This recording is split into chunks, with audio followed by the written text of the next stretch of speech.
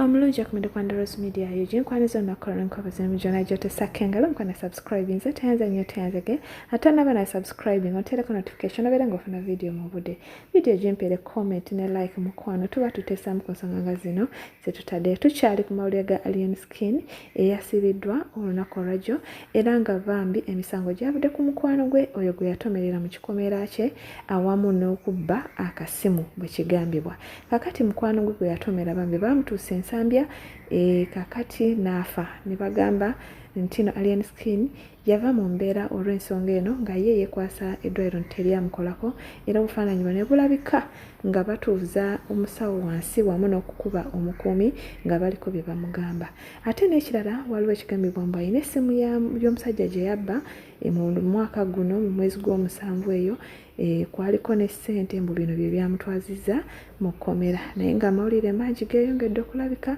abantu bangi beeyongedde okuvaayo n'ebigambo ebikankana era nga kirabika embeera ya Alien Skin yo bambi si nnungi wabula abantu bavudde ne bagamba nti kino kigenda kulaga abayimbi abakola eggaali abakola emize emibi era nga bangi bamwogeredde bingi awamu n'abajaguza okulaba nga Alien Skin bamusibye naye ate ye bambi Saapalaso yavuddeyo n'amuyiirawo omubiri n'agamba gavumenti eyandikoze ekintu nga kino kubanga Alien Skin alina contribution y'amaanyi okujja abaana abayaaye ku nguudo abo bakolamu eggaali ye nti baali bamenyi b'amateeka so gavumenti yandibadde etunda mu nsonga ya Alien Skin kakati ate era ne mwami Calvin Kayanja naye avuddeyo n'anenya gavumenti olw'okuba nga yakutte Alien Skin n'ebeera ng'emusiba n'agamba nti olw'okuba nga abadde abakolera ebbanga lyonna bandibadde tebamusasula bwe batyo bingi abantu bakubaganya empawa abamu bali mu kujaguza olw'okuba nga bamukutte naddala abo abanuupu ate abalala bali mu kunenya gavumenti olw'okuba nga bamukutte newankubadde ng'emisango gye yakoze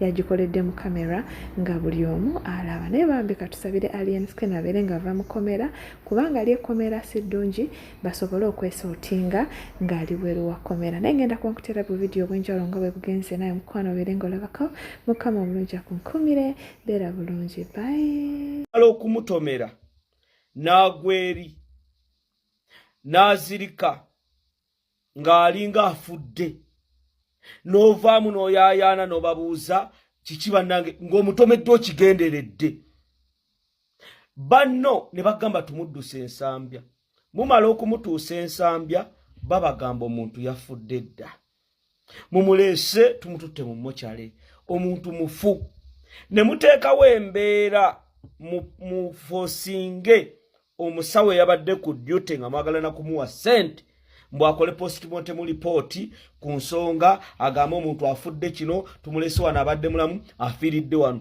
ab'ensambya ne bagaana ne mukozesa effujjo ne mukuba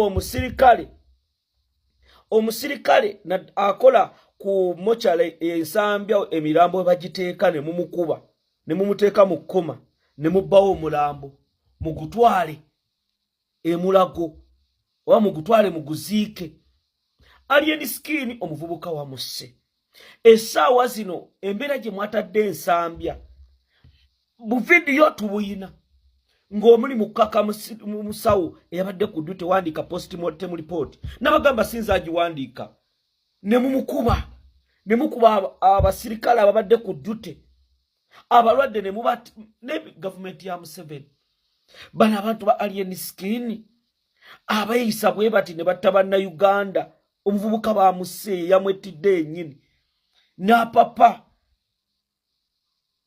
twetugenda kusirika ngenda kuleeta evidence yonna Alien Skin mussa abantu bano bapasita Mujingo batta abantu kanzije party 2 okubeera saddaaka y'abayimbi abalala bonna abadde balowooza okukola amagaali teeka waaga sikutiisa no gavumenti yaffe tebagyeyalira ne bagyebikka kati ate ensobi gy'okoze n'oddamu n'okola akataami ng'okakasiza ddala nti tugenda balagako igwe putting Alien in Luzira is gonna solve the burden, the big problem of those ghetto kids coming. baterezeze ebibuga babirongosezzawo naye baali banyakulira amasimu tebakyaliwo kubanga ebibifo byabagagga. Mulowooza baddawa? Abo baana kati baliwa? Mumulowooza bagendawa? Abo baana be mulaba ku gaali ng'oli nze nina omwana mukwano gwange Ryan oyo yalinga mu magaali Ivan Killer, but I'm with them. Tubava mu magaali kati bonzijjawo olowooza bagenda lagawa? You can't just pluck me. Naddala ku misango mbwa akasimu mbusimanya omuyimbi gwe mwasibye akasimu ke mwamusibidde kagula mu closet ye nga ajja ayambala ogenda okuyimba ku show. Mukirowooze musobola omuleka ebweru nawoza bw'aba yamenya amateeka ne mumusalira ekintu ekimbonereza ekigwanidde, but you can't just noveri ng'omuyimbi mbu. No, please, no.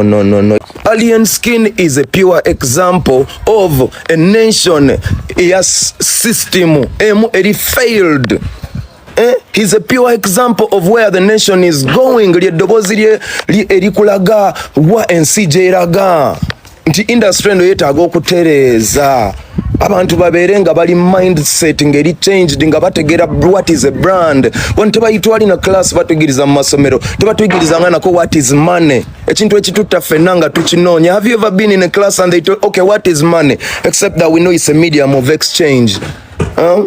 Osegera omuntu omujajinga. You guys are there, you don't know. Fame changes people, fame changes mentality. Bameka kumwabera n'akakadde mu nsawo n'asigala nga awulira kye kimu. Olina kubanga wagunjulibwa nga wakuzibwa ng'akakadde wali okalabyeko okweyisa ng'omuntu ng'okafunye si kyangu. Segera oli mwana wa ghetto taibangako na mentor tabangako nze there's a lot of things nze bangamba mbo namukuba empimu nga musaba respect. No, I don't command respect. Respect is given. Netwalina obutakkaanya ku lyaso zange nga aze mu ngeri ey'enjawulo gye sijja kuddamu mba eyo si ensonga. Kati ensonga eri nti omuntu akyuka n'avaawo naawe omulamuzi waliko baby ne mulekerawo okulaba abayimbi ng'abato buli ddakiika. They change and basobola okubeera ne direct contribution to our nation and our government. I am telling you my people, tuzuukuke mugenda kwettira industry. Kyakali ku Alien Skin era lwaki buli abakolera mu musasula bubi. Mwagala Alien Skin naye amalirize nga si papa. Dr. Kizza Besigye yabadde mu kooti ku lunaku lwe lumu na Alien Skin nga Dr. Kizza Besigye ali ku misango gya kulya mu nsirukwe naye omulamuzi yamusindise ku alimanda ennaku 7. Alien Skin agambibwa okubba essimu obusimu yagenze ku alimanda kumpi omwezi mulamba njagala mukayiculatinge. Dr. Kizza Besigye gwe bagamba nti yasangiddwa ne mundu agenda okujjako gavumenti ya Museveni asindikibwa ku alimanda wiiki egi ajje bamweyimirire. Alien Skin ali ku mwezi mulamba ng'agenda na kujja mu kooti ng'abalamuzi bagenze mu holiday.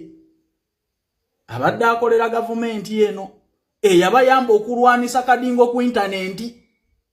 Bantu mmwe lwaki buli abakolera amaliriza bube? Lwaki mu frustrating abantu abababeereddewo? Lwaki temu appreciating ako ku bantu? Omwana n'abayirawo omubiri. Oba mutulanga kuwagira gavumenti eno nga nammwe mwagikoowadda. Owekitiibwa omulamuzi.